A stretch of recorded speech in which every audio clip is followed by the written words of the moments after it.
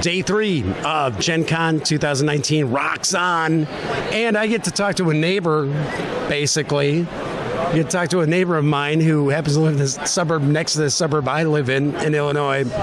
Chris Leader from Calliope Games. Good to see you. Good to finally actually get on camera. We say hi to each other all the time at these shows. And you know, it's a common problem. Glenn Drover from Forbidden Games lives in Plainfield with me. We've never seen each other in Plainfield ever. Wow. Instead, we see each other in other states at shows. So it must be some Plainfield is not some huge city or anything like that. I know. The name sure sounds like Plainfield would be a giant place. It's like a metropolis. I know you're conjuring images of Athens at its peak. Yes, when I say Yorkville, Illinois, people are like, wow, Yorkville. Their eyes. Chicago wishes they were Yorkville. That's right. The Paris of America. Hey, guys. So, we're here at Gen Con. You got a lot cooking. You've got some new releases here. Calliope Games, usually their focus is a little bit lighter fare, family-friendly. Everybody from the younger kids in the family all the way up to grandma are going to have a good time with Calliope Games. Yes, that's correct. So we are positioned as a gateway game company. So the people who know Sorry and Scrabble and Monopoly and Clue, we're the next step up until they get into the wide world of everything that you see here at Gen Con.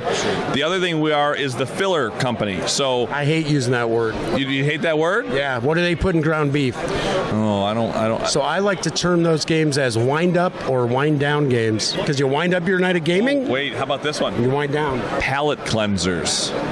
Palate cleansers. People don't understand what palate cleansers really are, though. All right, so we are the sausage games, the stuff that is stuffed with things. Wait, no. Oh, now you screwed me all up. So what we are. You're a good game company. How about that? Yes, we are. We're the wonderful games that you play in between other bigger games. We are the wind up or wind down games where you can, at the beginning of the day, Fred hasn't shown up for the game night yet, so you can play a game of Tsuro. Or you finish up the big campaign and your brain is a little wiped. You want to play another one. You play some Roll for it just to kind of relax, maybe warm up the dice before D&D, something like that. So, yeah, that's exactly what we are. We're good for families, but really we're games designed for adults that kids can step up to play. We're not games that the parents have to be like, oh, they want to play Candyland. Okay, we'll play that. No, we're the ones that... You're not a children's game company. No. You're a family game company. That's right, yeah. We want to make sure that when the kids go to bed, the parents still want to be playing these games. And that's how they all start. And then we hope the kids are like, let us play too. Sure. So let's talk about what came out here at the show, because you had three releases here at Gen Con. So where do you want to start? Well, let's start with Shipshape. So Shipshape is a Rob Daviau game. It's a bidding and bluffing game with a spatial reasoning element where you are ship captains, smugglers, I wouldn't say pirates, come on now. You are trying to load your ship with these crates, and the crates have gold, cannons, and contraband values printed on them, but they're all kind of puzzle cuts. You can see through certain areas. Okay. So you have a stack of those, and you have to bid to try to get them and then cover your hold. As you cover that, you're trying to kind of cover up other numbers and get the best values so that at the end, when you have three of these crate stacks on top of each other, you're going to look down and whatever you can see is what you're going to score. So you can flip and rotate the crates as you get them, and then you put them on your hold, and you're trying to cover up these pesky rats that are showing up on your hold, because, you don't want those rats. So that is Rob Daviau's game, part of the Titan series. It actually has sold out completely here at Gen Con. Amazing, and we actually won a... Today's only Saturday. It's only Saturday. We sold out yesterday, so it's in local stores, though. That's the good news. In local game retailers, you can go and pick it up. So that's the first one that we're really excited about here. We have Everyone Loves a Parade. Which I don't. I like to rain on parades. I'm the cloud. Of course, everyone loves a parade. Everyone with a soul loves a parade. Especially when it's like a Chicago Cubs World Series championship parade. Yeah, there you go. Yes. So Mike Mulvihill designed this game for us. This is the lightest of our three games in this wave. And it's cards laid out like a crowd. So you can see what the crowd wants. You put little dice on there.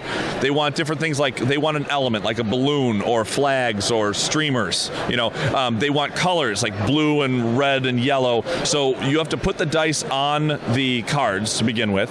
And then as the game goes on, you'll actually take cards from the warehouse to decorate your float, because you are float designers. And you want to take cards from the warehouse that will match what the crowds want. But as you take those cards, you can also manipulate those dice that make up what the crowd wants. You can re-roll them. So if you see someone grabbing a lot of blue things and there's a blue crowd, you can be the jerk who takes a card and then re-rolls one of the blue dice, makes it yellow. Because the public is fickle anyway. Yeah, that's exactly right. They're always changing. Those dice are sliding around and the colors are changing. So at the end of the round, you reveal your secret order card. You don't know which order you're going to be placing your float in front of the crowd. And then you put your stuff on there and you score the crowd that you put your float in front of. And you do that over 3 rounds and see who's got the most points. Sweet. Sounds fun. Yeah, it's a fun. Someone called it. But there's also a little take that with it, where it's like, ha, chasing the crowd color. Someone called it pleasant the other day. They said, this is a very pleasant game. And I was like, well, I'm not sure if that's the nicest thing. But then they were saying it in a way where they were like, you know what? I remember fondly when I was a kid actually really getting excited about putting up lawn chairs and sitting there and watching the fire truck go by. Sure. And it goes, this really brings back it evokes those memories. You have like the little Shriner cars and stuff. Yes, we do. Well, we have a little clown riding in one of those mini cars. We've got, the little hometown girl who's the singer, like the Shirley Temple. There's drummers and there's, trumpet players and the marching band and all that stuff. And you got all the local politicians like, vote for me for county coroner. That's the expansion. Yeah. So, yeah, that's Everyone Loves a Parade. That one's going to be in stores in, actually this month, August. You'll see that. And then the last one is Spymaster. Dun, dun, dun. Yes, that's by Seth Johnson. Spymaster, everyone is the head of a clandestine spy agency. You have a board that looks like a holographic board with all these really cool spy meeples. And what you're doing is I split you choose. So you take your intelligence files and the Spymaster will lay them all out face up and then we'll divvy them up. And then everyone takes a pile getting back to the Spymaster. They get whatever's left. So they have to be careful how they divvy. Then using those intelligence cards, you'll manipulate your agents across the board, try to get them in key locations because every continent has a mission.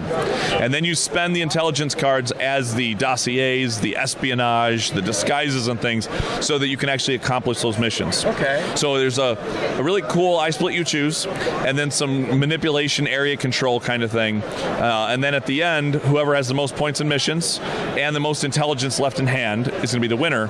And the best part is, whoever takes the pile that has the Spymaster card in the last round will win any ties. And when I say any ties, I mean any ties. So if the Spymaster holder is not one of the tied players, but some people in the game tied, they decided. The Spymaster wins.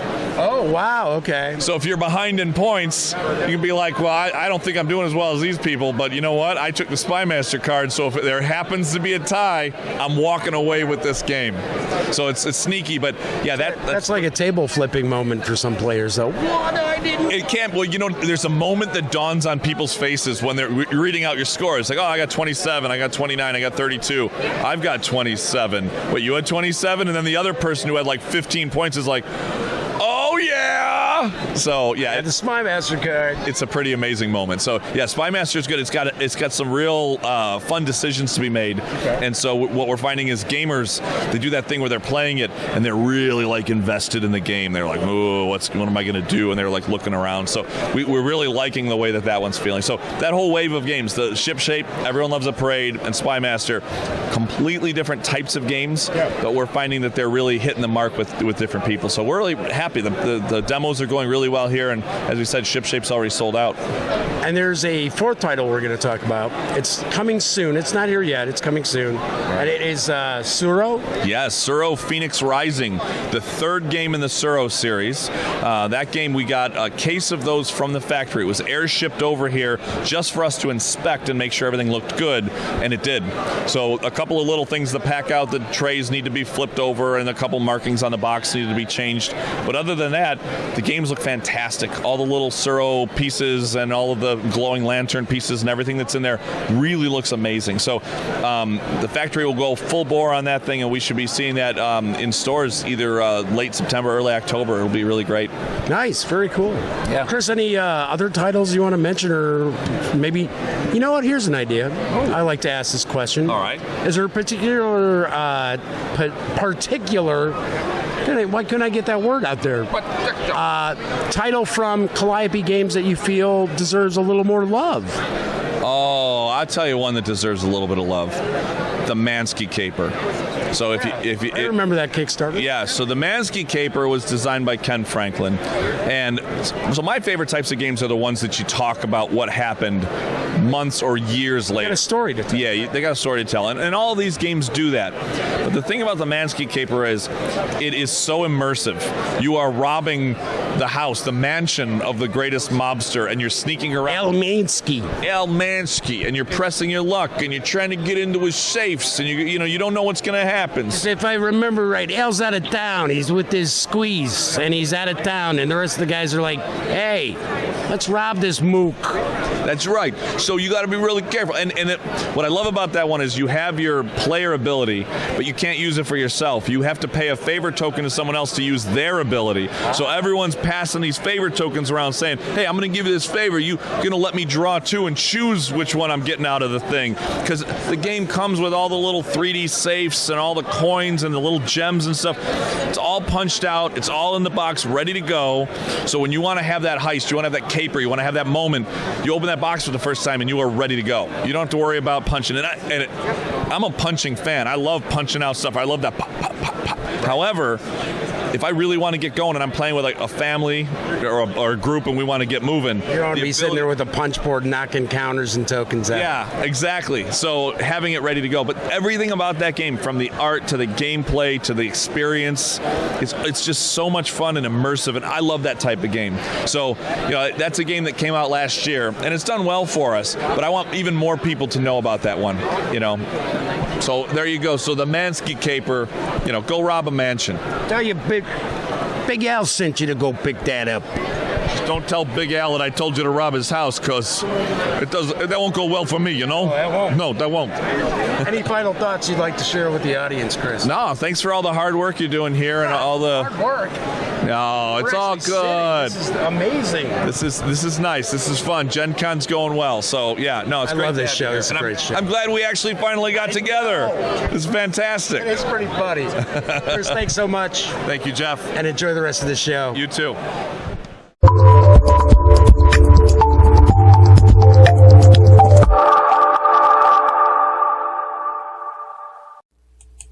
If you're ready for some more fun and you'd like to check out the latest episode of The Daily Dope, my live Monday through Friday show that airs at 7 p.m. Central right here on YouTube, click right here.